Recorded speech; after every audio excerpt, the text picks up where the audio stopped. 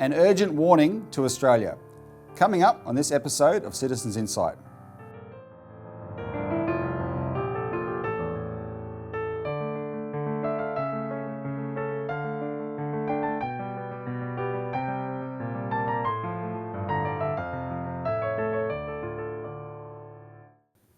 Welcome to Citizens Insight, the Citizens Party's interview series on matters of national and international importance. My guest today to discuss this very important issue is the former Australian Ambassador John Lander, who's making a return appearance. Welcome, John. Good morning, Robbie. Thank you very much, and thank you for having me back. I really welcomed this opportunity because I feel it is really urgent to try to get a warning out to the Australian people of where we are headed.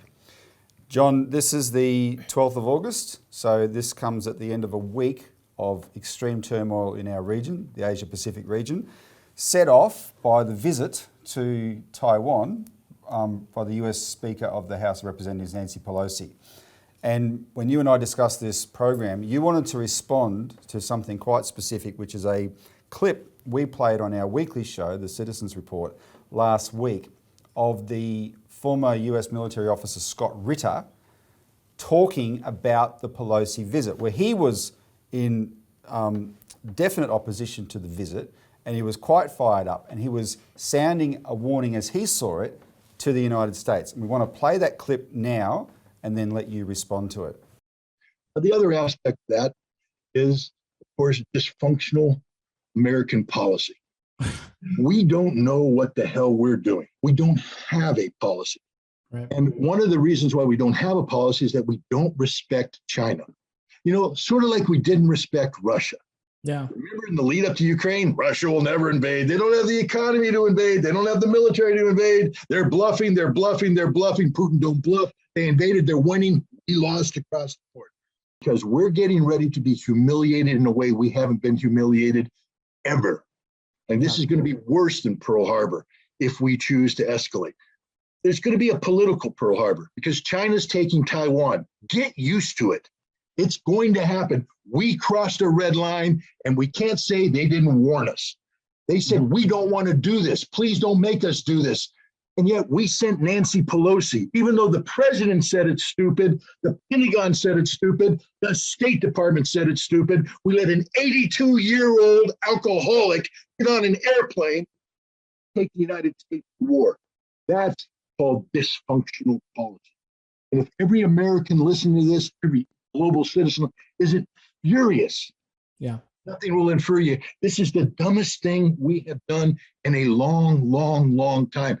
And there will be ramifications. Any idiot that thinks China would never do this because they fear economic sanctions. What? China will shut us down long before we shut them down. Right. Yeah. Will there be economic repercussions for China? Sure, just like there were for Russia. Last time I checked, Russia's running a surplus. We're in a recession. Goodbye, Taiwan. Enjoy what little you have left of your pathetic little existence. It's on you. You could have said no. You could have turned the plane around. You could have done something. Instead, you're letting Nancy Pelosi land on your soil, and she's going to meet not only with your parliament, hey, why, what, legislature, meeting with legislature as equals, that's called independent-minded. She's going to meet with the leader of the political party that's advocating independence from China. I mean, literally load the damn bullet into the gun before giving it to the Chinese so they can put it in your head and pull the trigger. This is stupidity personified. Yeah. And it's going to end with dead Americans. So, John, what's your response to what Scott Ritter has said? Well, his vehemence was really very understandable, but I think that his perspective is one which has been put forward by many, many analysts, including analysts here in Australia, which is that the United States is heading into war with China, or a war against China, to be more accurate. And I don't see it quite that way.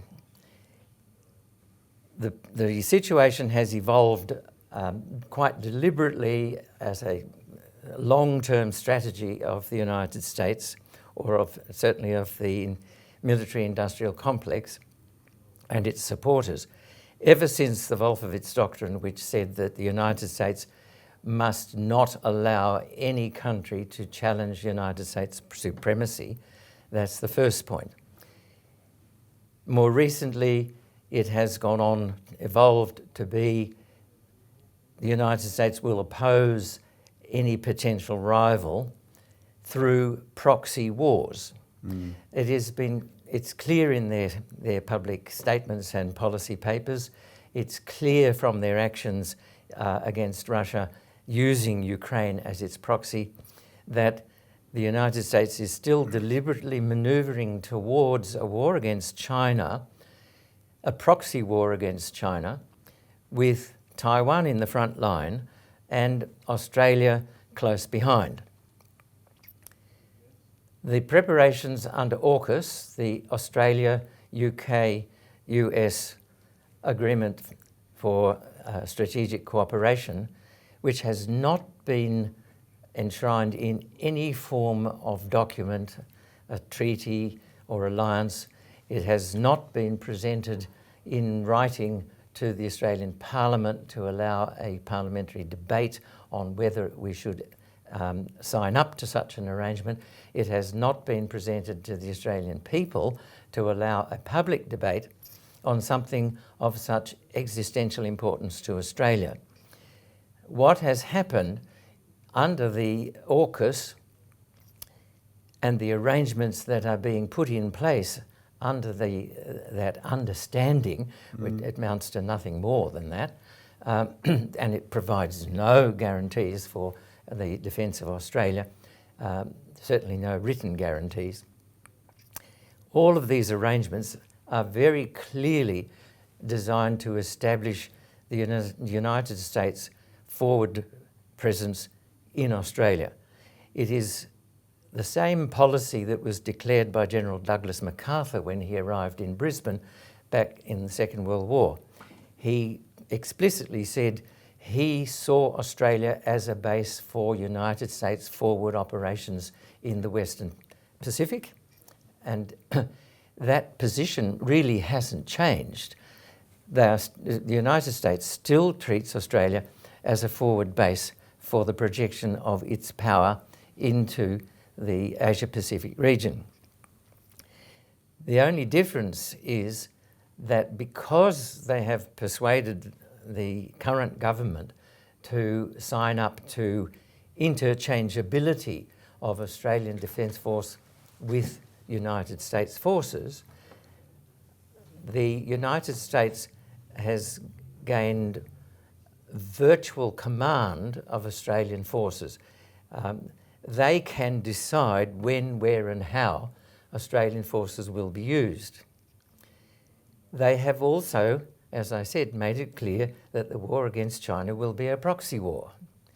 So my view is the United States is not preparing itself to launch itself into a war against China from Australian territory and thus potentially drag Australia in, which is the current view of even, I think, very clear-sighted analysts like Hugh White. I believe that the United States is quite clearly preparing to launch Australia into the war against China. And the United States, throughout its history, has always made it clear that it is prepared to sacrifice any country, friend or foe, to promote United States interests. And the United States' interest is to maintain a position of supremacy in the world. And if Australia has to suffer destruction in order to shore up the United States' position as top dog, then so be it as far as the hawks in America are concerned. So we need to be very clear about this. I think we need to not kid ourselves. Yeah. The general public and most of our political leaders still believe that the ANZUS Treaty and now AUKUS provide us with a guarantee of protection by the United States against any adversary. that is not the case. Was clearly understood in the drawing up of the ANZUS Treaty that Australia had responsibility to defend itself. And that is still the case, I believe, under AUKUS as well. The only thing that our current Defence Minister has been able to point to is things like an enduring friendship between Australians and Americans who, and because of our close interaction on all sorts of levels, that this guarantees the United States would not leave us in the lurch. I don't think that's the case at all. Henry Kissinger said to be an enemy of the United States is dangerous. To be a friend is fatal. And I think we need to be clear-eyed about that and know where we are going, because we are inevitably moving closer and closer towards a war against China, which is created a position of a policy paradox in Australia. The government claims that it wants to have a good, stable trading relationship with China, which is essential for Australia's economic prosperity. And at the same time, each time China offers partnership with Australia, it has been rebuffed. Most recently, of course, the new Chinese ambassador made the same offer and said China seeks a partnership with Australia. Despite the differences between our two countries, he was rebuffed. Yep. So, on the one hand, we say we want a stable trading relationship with China, and on the other hand, we say that China is our enemy and we must prepare to go to war against China. It makes absolutely no sense from Australia's interests.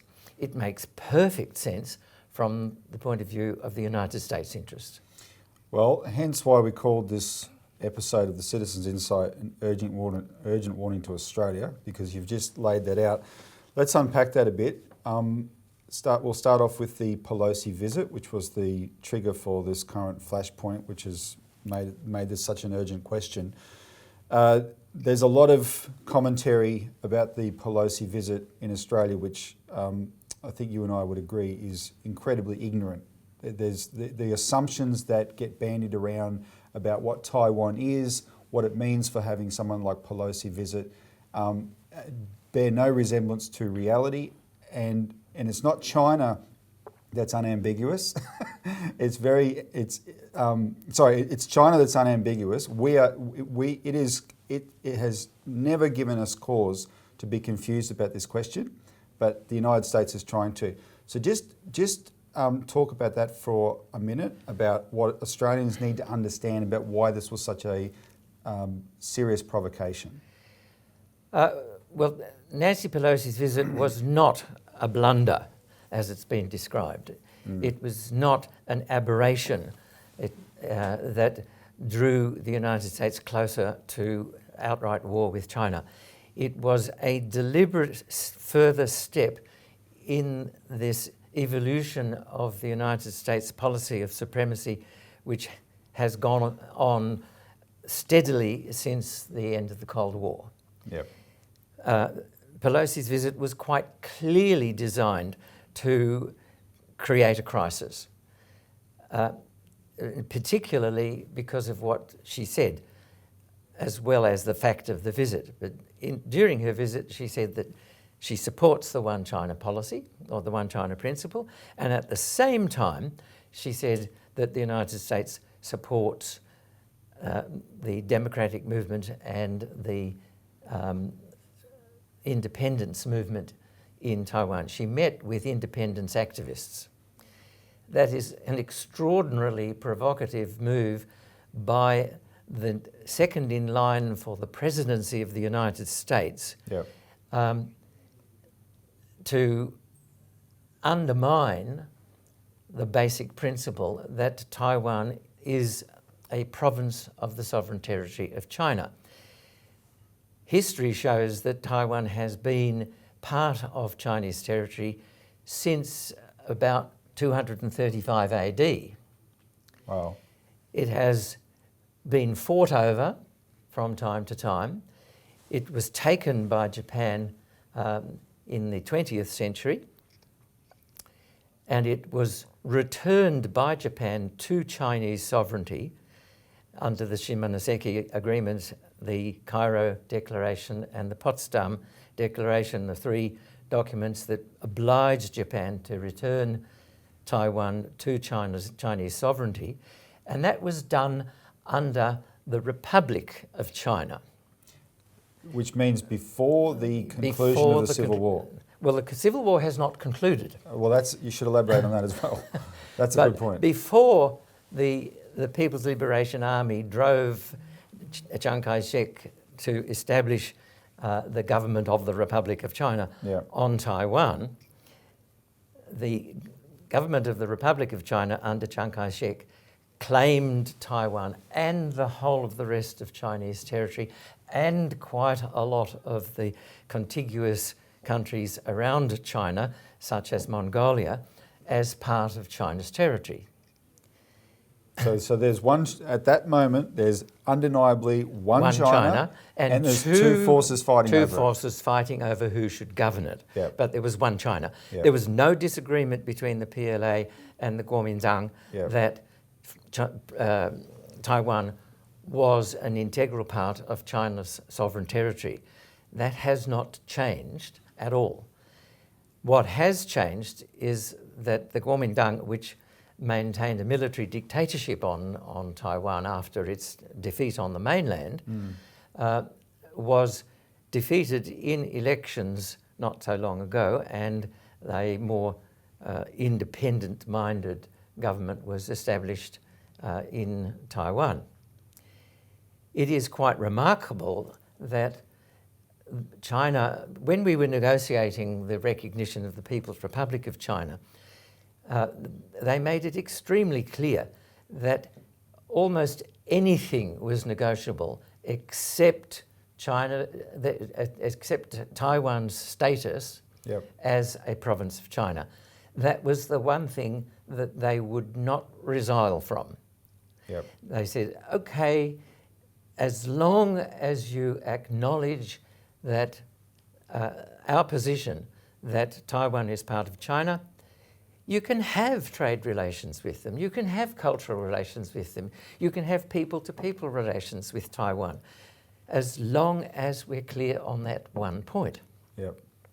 So China, as the sovereign government of the whole of China, including Taiwan, made remarkable concessions to allow countries to have a degree of interrelationship with a province that no other country, I believe, in the world has ever done.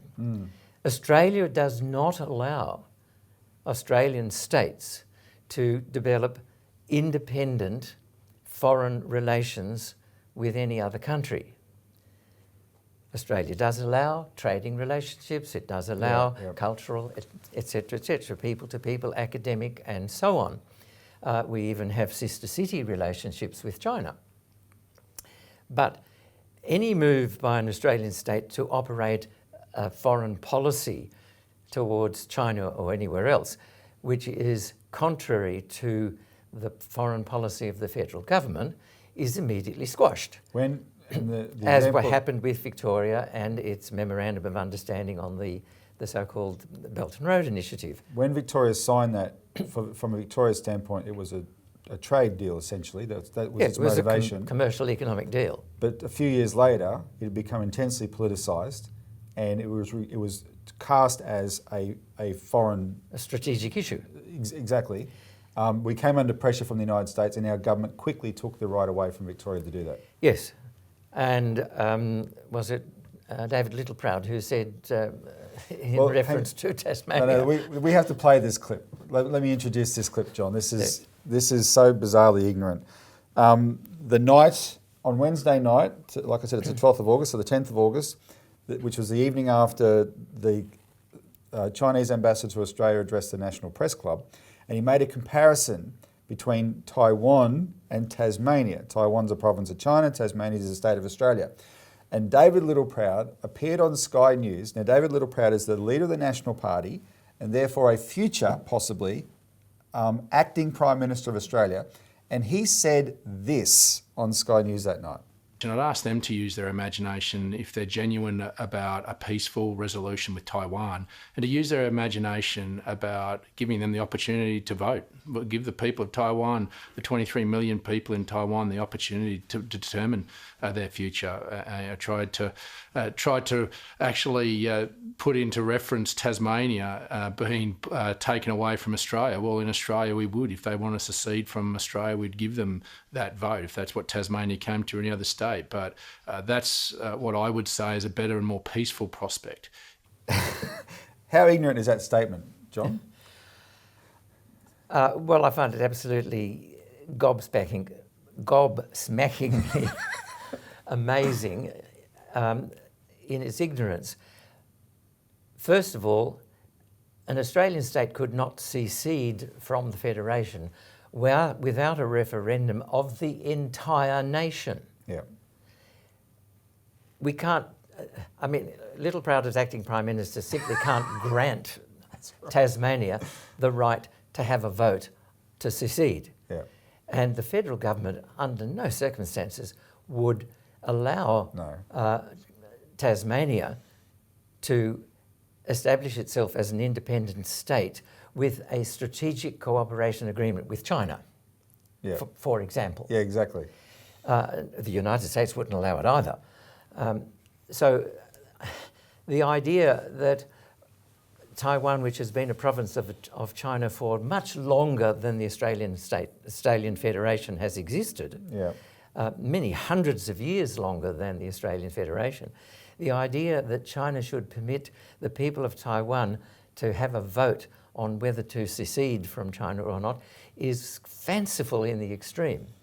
It's alarming, the level of ignorance that reflects Australia has about this issue. When we're talking about it, when the average Australian hears about it, what the media says about it, what the average politician thinks about it, they have no clue how the legal basis of this issue. Yeah, and I think most people in Australia have lost any understanding of the basis, the bedrock of Australia's relationship with China. Our diplomatic relations, our recognition of the PRC and the establishment of diplomatic relations with China was based on the understanding that we accepted the One China principle. Yeah. That is the bedrock of our relationship. And if you pull out the cornerstone of any building, the building will collapse. So we have been chipping away at this cornerstone of our relationship with China now for several years, undermining the understanding amongst the Australian people, amongst the Australian body politic, amongst other countries in the rest of the world, undermining the understanding that Australia does accept that the One China principle means that Taiwan is part of the sovereign territory of China, and that our policies over recent times have been designed to muddy the waters, so to speak. And it's, returning to Pelosi's visit, it's part of the policy not of strategic ambiguity, but of strategic duplicity. It reminds me of the line from so many American Western movies when the Red Indian says, "I think white man speaks with forked tongue." And Pelosi gave an absolutely stellar performance of speaking with forked tongue. But the intention, I think, was very, very clear. They are trying to instigate a war against China, as former Secretary of State Pompeo said, to put China back where it was. And that war against China is quite clearly intended to be a proxy war. And we are talking ourselves into being the proxies. Yes. I think we are. We haven't just talked ourselves into it. We have taken many, many steps towards making ourselves the proxy, in particularly with regard to our military arrangements with the United States. Australians today, I think, would think it's unthinkable, most Australians, that we would do something separately from the United States, such as the way this relationship is viewed nowadays. But our very act of recognising China and the One China principle in 1972, when you were in the Department of Foreign Affairs and played a role in that department, our very act of doing that was an act of sovereignty that America later copied, Yes. because America has this view as well, Yeah. right? But now we're going along with America undermining it. Yeah. You're quite right. The formulation that we arrived at in our negotiations with China that enabled the recognition of the People's Republic of China and the establishment of diplomatic relations was devised in negotiations with China 7 years before the United States. The United States, in the Shanghai Declaration, shortly after we arrived at our position, basically followed that same line. But it wasn't until 1979, ours was 1972, 1979, the United States finally adopted the identical formula to the one that we had accepted, which was Taiwan is part of China's sovereign territory. We have a clip of Jimmy Carter asserting acknowledging that, yes, making that point. Do you want to play that clip now? I think people should be reminded of that. So this is US President Jimmy Carter in 1979 making the statement John just referred to. The United States recognizes the government of the People's Republic of China as a sole legal government of China. The government of the United States of America acknowledges the Chinese position that there is but one China and Taiwan is part of China. Both believe that normalization of Sino-American relations is not only in the interest of the Chinese and American peoples, but also contributes to the cause of peace in Asia and in the world. So that was very clear. America had a reason for doing that in 1979. They appear to have changed their mind now. But first, before we go on, what would you like to say? Anything further on what Carter's just said there? Well, I think it made the United States' legal position extremely clear, and it is one to which the United States, I believe, should adhere. Yeah. But as you say, they have changed their mind about China, and I think it's because back when they established relations with China, they saw China as an opportunity, a very large, low-cost workforce for the manufacture of the United States goods, and a very large potential market. Mm-hmm. And that worked for quite a while. But the inevitable happened, and China became economically stronger and stronger. And now that it is the major trading partner of most countries in the world, including the United States is faced with the fact that it is almost now impossible for the United States to compete with China economically. That is becoming clearer by the day. It's also becoming clearer that China, because its position is that it wishes to strengthen the United Nations system and the international law and rules under the United Nations system, China is making it clear that it does not intend to abide indefinitely by the United States rules-based order, which is not the United Nations system. And in collaboration with most of the countries of the global south, the rest of the underdeveloped world, which is more than 2/3 of the entire world population, It is working towards the establishment of an alternative to the US dollar as the world's reserve currency, so that transactions between China and the rest of the world will gradually move away from using the US dollar. Of course, that's the real threat that the America keeps referring to, because the undermining of the US dollar as reserve currency will lead to the demise of US control over the world financial system. So Pelosi's visit wasn't an aberration. I said in this article of mine that it was clearly intended to test China's patience.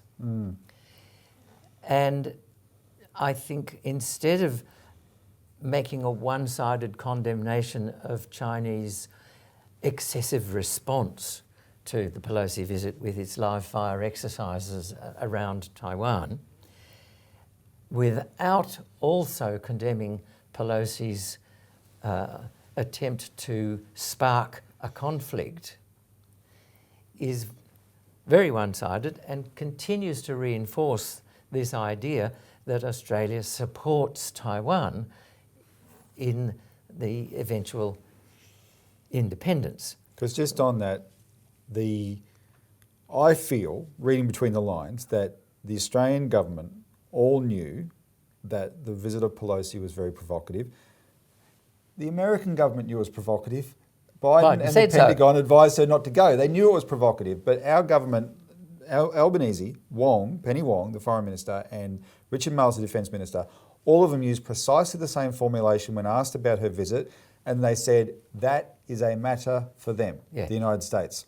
But when China responded in a way that it effectively warned the world 50 years ago it would,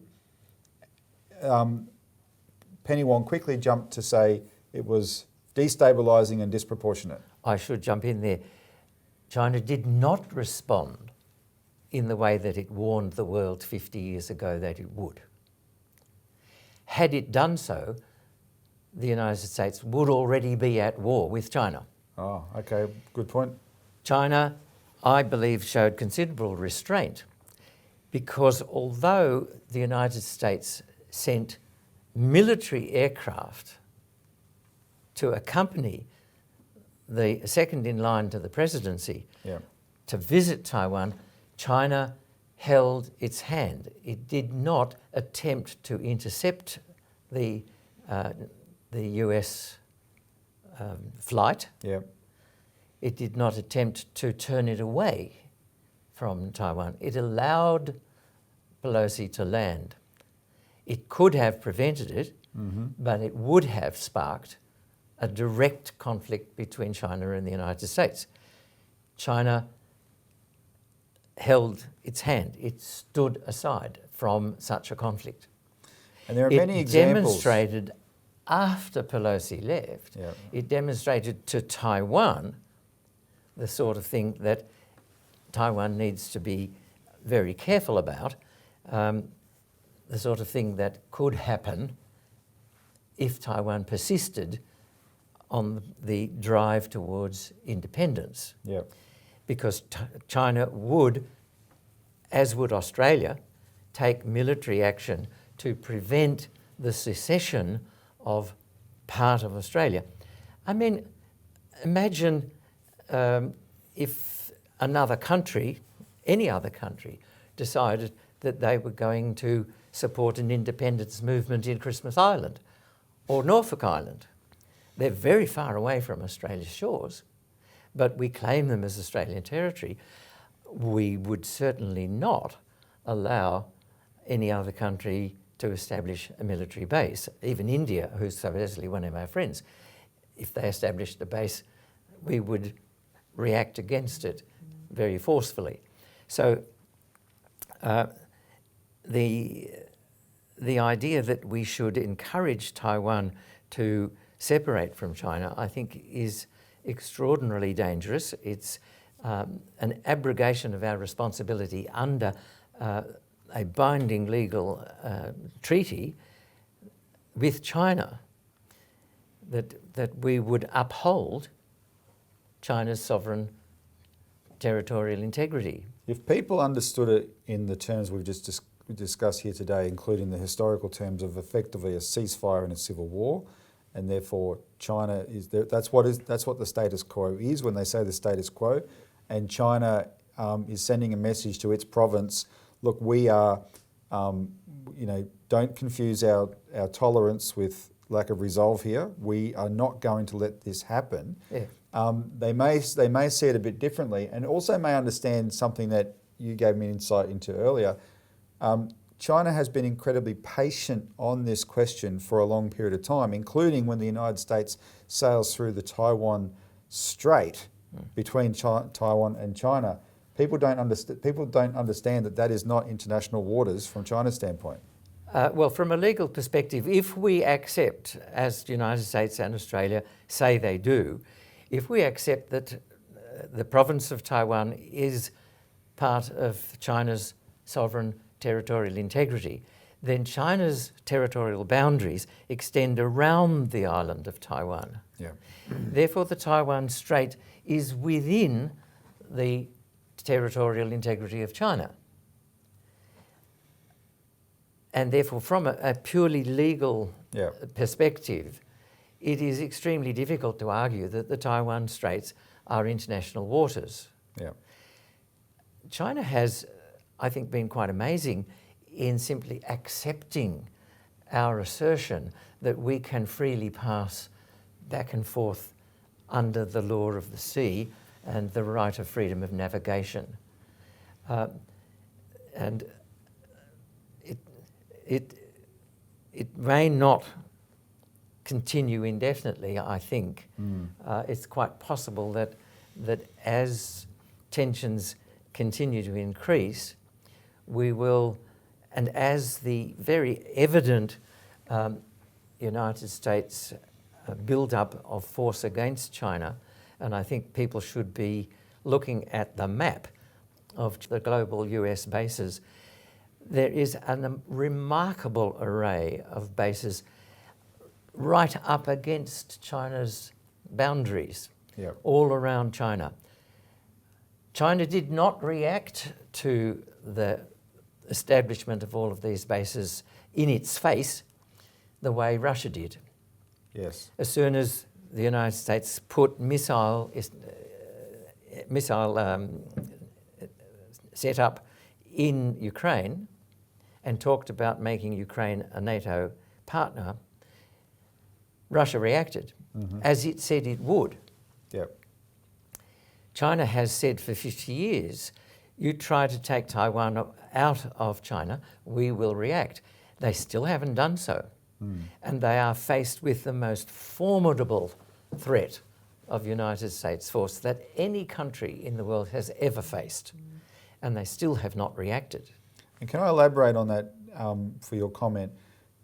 Because there was a previous visit to China by a Speaker of the House of Representatives, Newt Gingrich, in 1996. And China reacted violently then as well, right? It certainly displayed... Vehemently, but not violently. Vehemently, sorry, okay. John's the expert on the communication of international matters.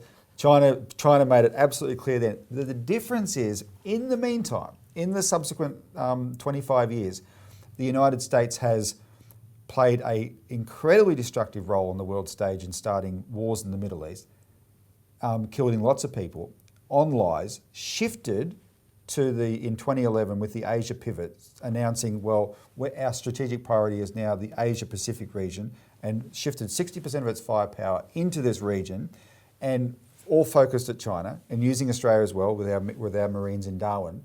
And so when Pelosi has come back to repeat that stunt, it's not just that two things have changed. America has become more aggressive and more in China's face, but China has become a much, much stronger country.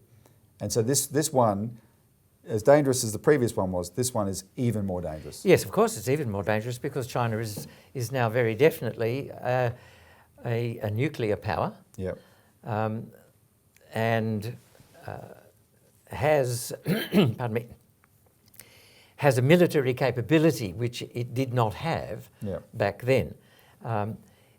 It reacted quite vehemently to that first visit that you referred to, but it was not militarily capable of taking a violent reaction. My point is, I think that today, the apparently more violent reaction of China is still not a move towards outright war against the United States or indeed anyone else. That China has refrained from taking any action which would actually spark a direct conflict between the US forces on its doorstep and its own forces. Yep. And I think they will continue to eschew any direct contact with the United States forces. However, the United States continues to arm Taiwan to the teeth, continues to press Taiwan to pursue independence, and obviously believes that if it can spark a military conflict with China seeking to prevent the secession of Taiwan, that will bog China down in an unending war, which a civil war, which will severely hamper its economic progress and its ability to cooperate in the economic development of all of the underdeveloped countries that it is seeking to assist.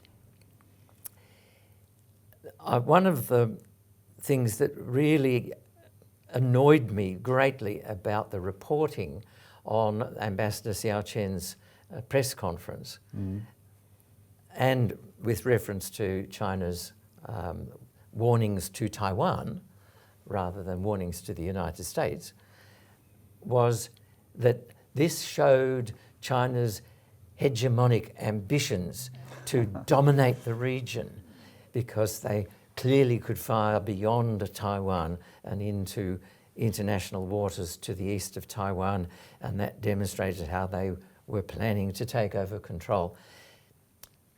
I have not seen, and I don't think there has ever been, any policy pronouncement by China to the effect that they are pursuing domination of the region or global domination. They have very explicitly made many, many statements saying that they think such an approach is absolutely futile and counterproductive, and they have explicitly disavowed any hegemonic ambition. The United States has done the opposite. It has declared officially time and time again that it has an intention to dominate the world, to remain the dominant country in the world. So it's not a clash between autocracy on this side and democracy on that side, because the real clash is between a socialist system of economy and a capitalist system of economy. And capitalism is seeking to destroy a socialist system, and if they can knock China out, that is going to shore up the United States dominance of the globe. But it will be at the cost of destroying most of the prosperity across the world. Yep. So when I said I felt it was urgent to warn the people of Australia of the threat to our prosperity, a very distinct threat to the continuation of our present comfortable way of life, it's not just our Australian comfortable way of life that's under threat, it is the whole of the rest of the world. And we're seeing that happen in Europe right now. Europe is suffering heavily because of its decision to back the United States in the conflict against Russia. Which the politicians call for their long-suffering public, oh, this is the price of freedom. Yes, the price of freedom, the necessary sacrifice for freedom is the impoverishment of your economy and the acceptance of the diktat of America. John, two things in conclusion that I want you to comment on. There is an interesting observation that you have about the microchip industry in Taiwan that people see as part of the mix here. There's certain developments happening in relation to that. What would you like to note about that people should pay attention to? Well, I did see a reference in the current commentary about China's aggression against Taiwan, as it's called, which was contending that China would take control of Taiwan and thereby take control of the Taiwan's microchip manufacturing industry and hold the world to ransom. Yeah. That highlights a very important point about Taiwan's economy and Taiwan's position as a province of China, that its one most important protection against Beijing using military means to prevent a secession would be that the TSIM, the Taiwan semiconductor manufacturing plants are all on that side of the island facing China. So Taiwan's semiconductor manufacturing industry would be destroyed in a military onslaught onto Taiwan, not captured. It's the perfect shield for Taiwan. Yeah. I think Taiwan has demonstrated really strategic foolishness in establishing Taiwan semiconductor manufacturing plant in the United States. Once Taiwan's dominance of microchip production, and it is dominant in the world, it's 90% of the world's microchips come from Taiwan. Once those microchips are being manufactured in the United States, that is the removal of the one shield that Taiwan has against the possibility of a military intervention by Beijing to retain Taiwan within China's territory. So they are, I think, from the point of view of military vulnerabilities and so on, I think Taiwan is making itself much more vulnerable to a military solution by removing its monopoly on microchip manufacture to the United States. Well, let's hope they think about that. Finally, last year, Peter Dutton, our then Defence Minister, made waves where he said that it would, something to the effect that it would be unthinkable for Australia not to side with Taiwan in a war against China.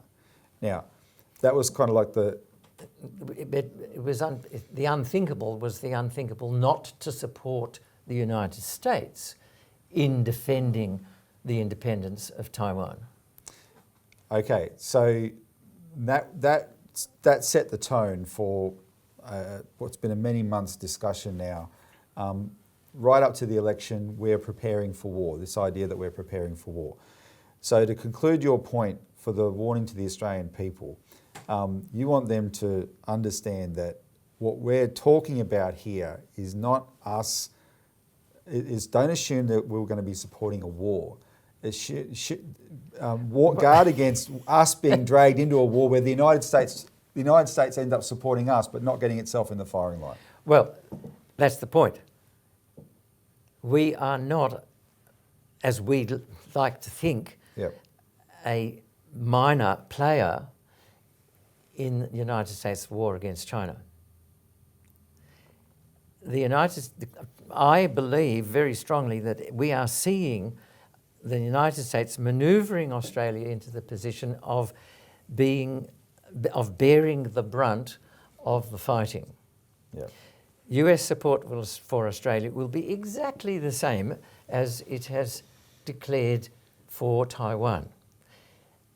The United States says that it will continue to provide Taiwan with all necessary means for Taiwan to defend itself. The AUKUS Treaty obligates Australia to defend itself, and the United States support for Australia supporting Taiwan will be to provide Australia with all necessary means to defend itself. The United States has made it very clear, as has China, that they will not engage each other for fear of a nuclear conflict. So the United States is determined to spark a conflict between the forces on Taiwan and the forces on the mainland. In other words, to reignite the civil war. And at the same time, to stand aside in all innocence and say, oh, we condemn China's unprovoked attack on Taiwan, and Australia must rush in to defend Taiwan. And they'll put sanctions on China for us, and they'll wear Australian flags on their lapels, and they will play Advance Australia Fair, and they'll raise money, and they'll say, we've got to keep providing those Aussies weapons. Yes, advance Australia fair into your destruction, because that's where we are advancing. We are advancing towards our own destruction. I think I'm old. It's going to take maybe the next 10 years for this to reach a culmination point. I hope I'm dead by then. But I'm terrified for my grandchildren who will be forced to live in a world which is far, far less benign than I have grown up in. Yep. And entirely unnecessarily. Yeah. I mean, a basic tenet of diplomacy and of defence is the best defence is friendly, cooperative relations with other countries. Papua New Guinea has told us that. Yeah. Their declared foreign policy is to be friends of all and enemies of none. Now, and that is fundamentally the same policy that has been adopted by our next nearest neighbour, Indonesia, and indeed the whole of the rest of Southeast Asia. They are not pursuing and they are not supporting Australia's hostility to China. And indeed, our Pacific neighbours, our so-called family, are not pursuing a policy of hostility towards China. So we are the odd man out in our own region. Well, John, thank you very much for this appearance again on the Citizens Insight Show.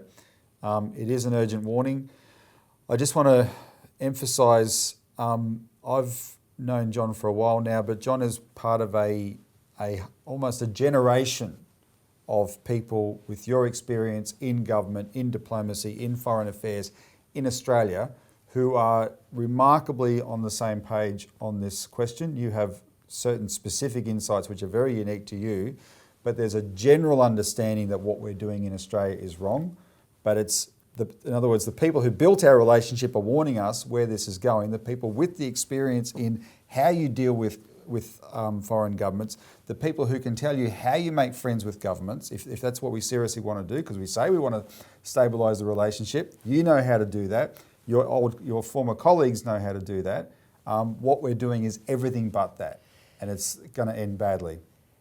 Yes, all of us who, the previous generation, as you call it, most of the commentators in Australia have participated in this process of establishing and maintaining good relations with China over many, many years. And I think all of us are pretty much unanimous in our view.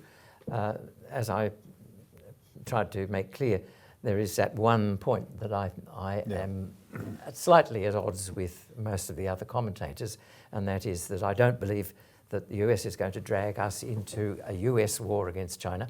The US is going to push us into a war against China while it stands to one side. And I must apologise if I've been rather more emotional in my remarks today than normal, but I am very alarmed at where we are headed. As we all should be. So again, John, thanks very much. Thanks to the viewers for watching this episode of Citizens Insight. Please help us get it around. Like and share the show. Make comments, but share it as widely as possible. This is a warning that must be heard. Thanks for tuning in. Can I just Sure. wind up? Just to, I would encourage anybody who's listening to this discussion this morning to support the Independent and Peaceful Australia Network, and in particular the petition that they are endeavouring to present to the Australian government to back away from the move towards warfare against China. We'll put a link to that petition below, John, and people can follow the link and get involved in that campaign. Thank you very much. Thank you. Thanks to the viewer.